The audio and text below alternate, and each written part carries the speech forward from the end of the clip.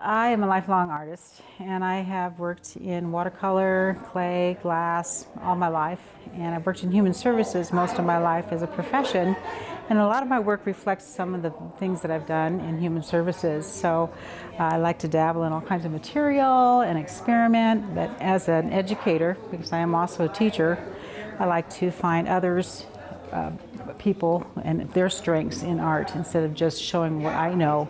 So I share what I know, and then I encourage others to find their strengths as well. My artwork, I've done lots of experimenting with watercolor and Yupo paper and clay, and just seeing how materials interact with each other, and just kind of see what happens. It's kind of a fun experiment, and it's also a reflection on whatever is happening at the time. Sometimes it could be I'll be out in nature. A lot of my work reflects in nature because I love to work in outdoors, and I also do a lot of watercolors and story time, story writing, and then I also like to work in clay and glass. So things that come from the earth is important to me, and to find find artwork in others people's work. So I just keep doing it and encourage others to do it as well. When I was a kid, school was hard for me, and I just seemed to see the world differently. And I found once that I hit a high school level, I've always seemed to experiment with materials and working with my hands, and I had good teachers that recognized those things in my work, and it just blossomed from there. And once I felt confident in my work as an artist, and to not be afraid to experiment and try things, other areas seem to grow. So I found that is important, to have other people experiment and try new things as well. I do have a Facebook page, Theresa McKee Artwork, that they can go to and see some of the work. I worked in different materials, but I used to have a gallery as well in Missouri Valley, Iowa, and where we used to have workshops and all kinds of things, music as well. So it's not just the visual arts, but music too. So the Facebook page is one place to start. And down here, this would be a great place to come. It's got all kinds of good energy and creativity, and just a little bit of everything. And there's everywhere you look, you find something new. So it'd be really fun to come down and see what everybody's up to. This is just a great place to have a lot of great art. It's one of those things where people think, oh, it'd be really pretty to have something nice in your home, but it's an extension of a person. This is not just like something they did that's pretty, but it's an extension of what their abilities and their creative outlet. I'm an outdoors woman, so I love nature. I love to be outside. So I have some paintings and then some jewelry, and I try to do things that are, represent nature and the world we live in. And my paintings are over on another wall, but I do have some cards, and I don't know, this is a card made from my most recent painting. And this is an egret, and it was based on what I saw over at Trumbull Lake. And my husband Lee and I are birders, so there's a bird, and then the slough or marsh area also. So that's part of what I like, is things that represent the outdoors. And I have jewelry, and these are pieces with satellite, and again, the natural stones, semi-precious stones, and then I repurpose them and make them into, I might take pieces and then make them into something different. And a lot of my pieces that are over there have, flowers or dragonflies. I like the shape of dragonflies very much. And, I guess I have a necklace with a bee on it, and things that represent nature, and then the natural stones. I've always been busy making things from the time I was a little kid, and lying on the kitchen floor drawing, and always busy with my projects. I call them which is another word for messes around the house. And usually I have about half a dozen at once. So I've just always had busy hands, and I've just always enjoyed making things. And so then I taught for many years, but in the crevices of time, I still found time to make things, at night even, like sewing in front of the TV, or making jewelry, or crocheting, just anything, a little bit of quilting.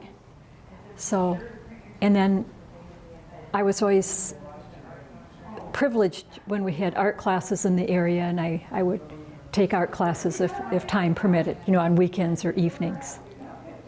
And so since I've retired, I've had more time to give over to working on art.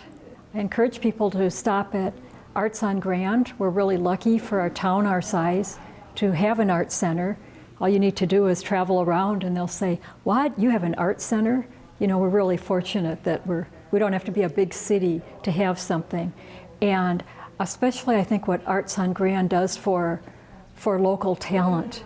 And it's incredible what, people just feel this need to create, and the things that are brought in. And I'm also in a group called Iowa Artists. And I remember the first contest I went to, which was here at Arts on Grand, and I thought, oh my gosh, the amount of talent that's just from this area, probably over Orange City and the lakes, and just 50 or 100 mile area.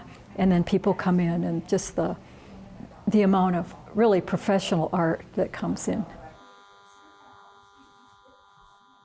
Most of the work that I have is wood or metal based and has to do with birds. As Nancy indicated, she and I are birders, although we've got very different approaches to birding.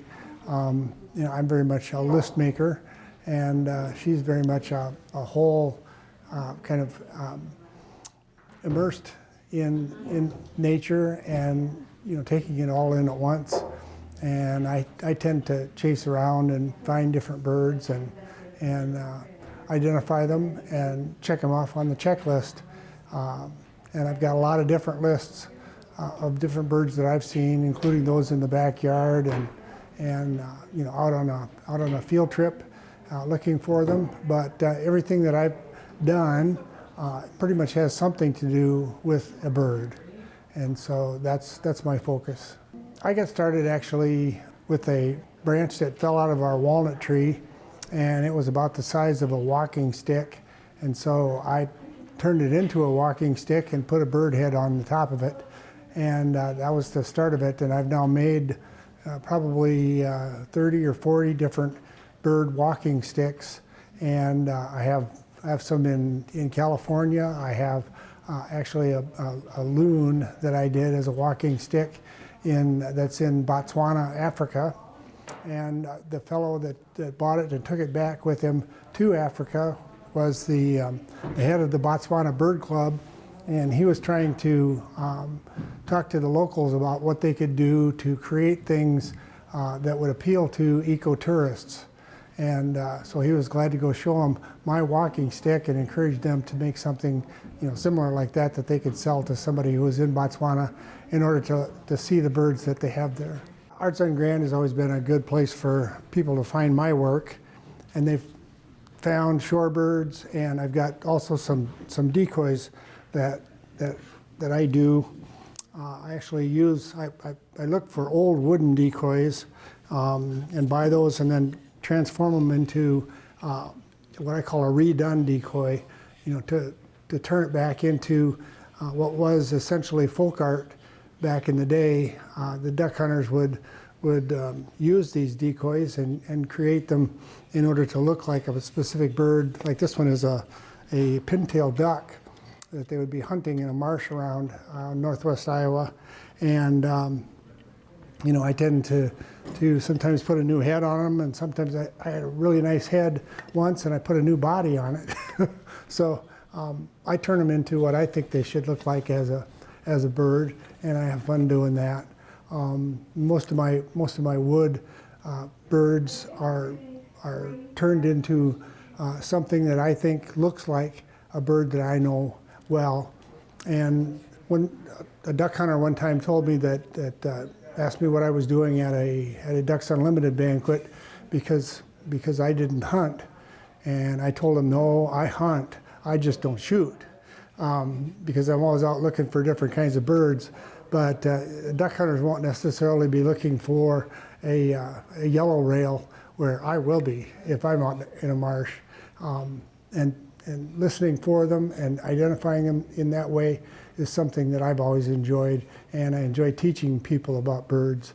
And they can see all different kinds of birds that I've made or think look like a particular shorebird species, or some of my walking sticks you can take a look at and try and figure out in some cases what they are, because some of them are very stylized, but they are based on birds.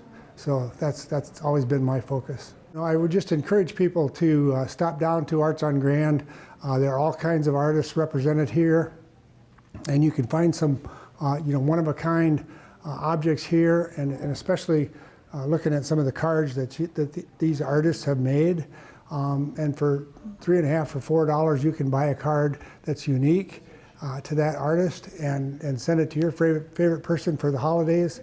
And I just would encourage people to stop in and take a look around and see if you can't find something that appeals to you, and it's probably pretty unique. So go get them.